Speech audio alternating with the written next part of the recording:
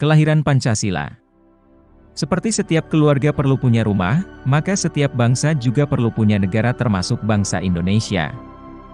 Hingga pecah Perang Dunia Kedua tahun 1942, bangsa Indonesia belum punya negara.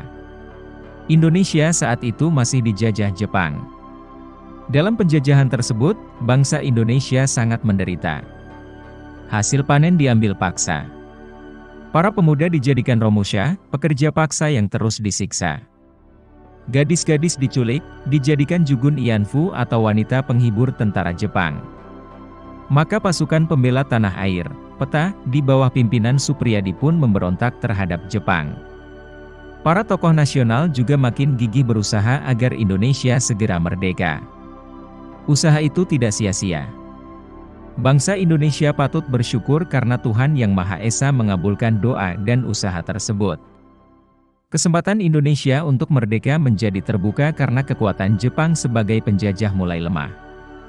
Jepang saat itu tengah perang melawan pasukan sekutu dalam Perang Dunia Kedua. Tentara sekutu adalah gabungan tentara Amerika Serikat dengan Inggris, Belanda, dan beberapa negara lain. Tahun 1944 akhir, posisi tentara Jepang mulai terdesak.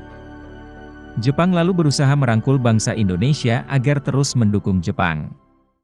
Jepang membentuk lembaga yang dinamai Badan Penyelidik Usaha-Usaha Persiapan Kemerdekaan Indonesia, BPUPKI.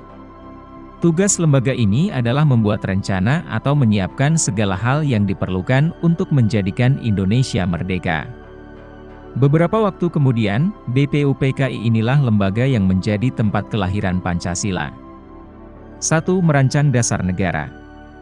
Kesempatan yang ditunggu-tunggu pun tiba. Bangsa Indonesia mulai melihat peluang untuk membangun negara. Kalau membangun rumah harus dimulai dengan membangun pondasinya. Untuk membangun negara juga harus dimulai dengan membangun dasar negara lebih dahulu yang dilakukan melalui sidang-sidang BPUPKI. BPUPKI didirikan pada tanggal 29 April 1945, dipimpin oleh Rajiman Widyodiningrat, seorang dokter yang sempat sekolah di Belanda, Inggris, Perancis dan Amerika Serikat. Jumlah anggotanya 69 orang terdiri dari berbagai suku bangsa di Indonesia, wakil suku keturunan asing, serta wakil Jepang. Pada tanggal 28 Mei 1945, BPUPKI diresmikan. Kantornya di Gedung Chuo Sangiin yang sekarang menjadi Gedung Pancasila di Kementerian Luar Negeri, di Jakarta. Dalam peresmian itu bendera Indonesia merah putih dan bendera Jepang secara bersama. Wakil Indonesia mengibarkan bendera Jepang, sedangkan wakil Jepang mengibarkan bendera merah putih. BPUPKI pun mulai bersidang. Sidang pertama BPUPKI ini berlangsung dari 29 Mei sampai 1 Juni 1945. Pada pembukaan sidang tersebut, Rajiman sebagai ketua bertanya pada peserta sidang, apakah dasar negara yang akan dipergunakan jika Indonesia merdeka? Banyak hal yang didiskusikan dalam sidang BPUPKI tersebut yang juga dihadiri oleh para tokoh agama seperti Kiai Haji Wahid Hasyim dari Nahdlatul Ulama, serta Ki Bagus Hadikusumo dari Muhammadiyah. Para tokoh nasional berpidato di kesempatan tersebut. Di antaranya adalah Muhammad Yamin yang berpidato pada tanggal 29 Mei, dan Supomo 2 hari sesudahnya. 2. Hari lahir Pancasila. Pada hari terakhir sidang, Soekarno berpidato.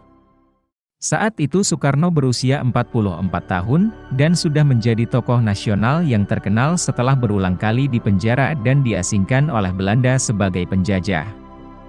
Dalam pidatonya yang berapi-api, Soekarno mengusulkan 5 untuk menjadi dasar negara. Pertama, kebangsaan Indonesia. Kedua, internasionalisme atau perikemanusiaan. Ketiga, mufakat atau demokrasi. Keempat, kesejahteraan sosial. Kelima, ketuhanan yang Maha Esa. Soekarno juga mengusulkan nama Pancasila untuk dasar negara. Saya namakan ini dengan petunjuk seorang teman kita ahli bahasa, namanya ialah Pancasila. Sila artinya asas atau dasar, dan di atas kelima dasar inilah, kita mendirikan negara Indonesia yang kekal dan abadi, tegas Soekarno. Menurut Soekarno, malam hari sebelum mengusulkan Pancasila itu ia keluar rumah, melihat ke atas langit dan menatapi bintang-bintang yang ada di angkasa. Ia menyatakan kesadarannya bahwa manusia sangatlah kecil, tidak memiliki kekuatan apapun selain atas pertolongan Tuhan Yang Maha Esa. Lalu Soekarno berdoa memohon kepada Tuhan Yang Maha Esa untuk diberikan ilham dalam merumuskan dasar negara. Setelah ia selesai memanjatkan doa, ia mendapatkan inspirasi bahwa dasar negara yang sedang dirumuskan secara bersama harus digali dari bumi Indonesia sendiri, dari kebudayaan yang mengakar pada masyarakat Indonesia. Pada tanggal 1 Juni 1945 itu, semua peserta sidang BPUPKI sepakat dengan nama Pancasila. Maka tanggal itu kemudian dijadikan sebagai hari lahir Pancasila. Mengenai butir-butir isi Pancasila, BPUPKI memutuskan untuk dirumuskan kembali.